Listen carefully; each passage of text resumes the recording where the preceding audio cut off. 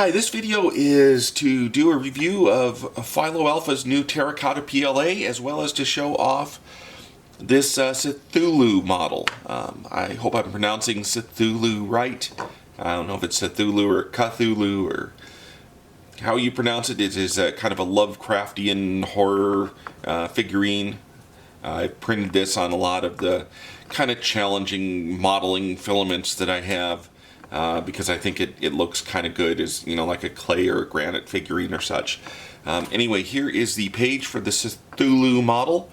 I have printed him, I believe, at 55% to keep him within the budget of what I can print in a Makerbox sample. Out of my Makerbox sample, I also printed, you know, a filament sample and a 60% Sir Layersalot. But anyway, the Cthulhu, he's pretty cool. He prints upright like that. He's got a base. You know, he's got a few overhangs and stuff. He's got a lot of grainy, gritty sort of detail. He does look best in something that has kind of like a clay or stone-like appearance, hence my desire to try him out in this terracotta filament. So this is a cool model. I do recommend it for, you know, some of your modeling prints if you're looking for interesting models to print. Yeah, happy with this model. Anyway, let's talk a little bit about the filament. So this is FiloAlfa Terracotta, and if you watch my videos before, I may have a review of 3D clay, and you can see here's my 3D clay sample. Put it next to the FiloAlfa. It looks a lot like it. Kind of a similar dull appearance. And then likewise, here's a Cthulhu in 3D clay.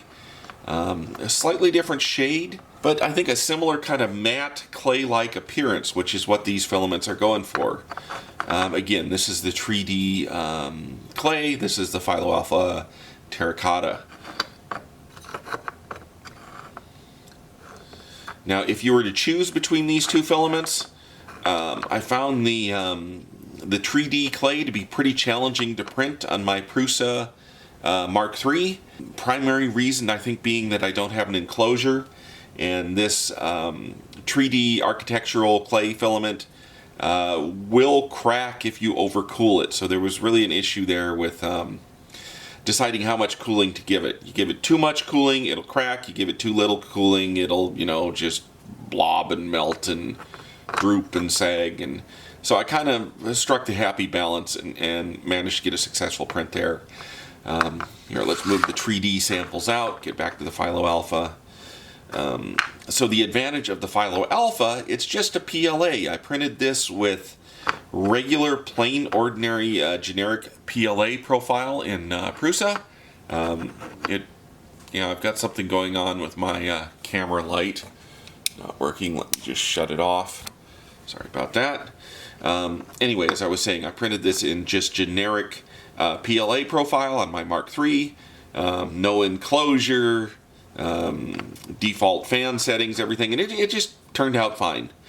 So not challenging at all to print this. Prints as good as any PLA. It's got good detail. The terracotta finish really does, I think, hide the layer lines. You know, there's a lot of layer lines in this rectangular base. It hides them pretty well. I'm really happy with this filament. I think Makerbox has shipped it before it's actually for sale. It was kind of like a preview. But if the price is decent, and I suppose that's a big if the price is decent, I'm going to order myself a roll of this and see if I can print, you know, like 100% size one of these. I think it'd be pretty awesome. Here is my 60% Sir Layersalot. I do 60% Sir Layersalot on all of my filament samples. Rather than 100% because it eats up too much of the sample, I go 60%. He looks good. Take a look at that. Is that... Nope, I thought I saw a crack, but it's just a detail. Anyway, no stringing as far as I can tell. You know, just it prints, you know, good PLA, easy print. Details are good and readable.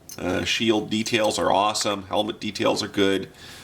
Overhang on the arm there is fine. You know, the angle on the sword is good.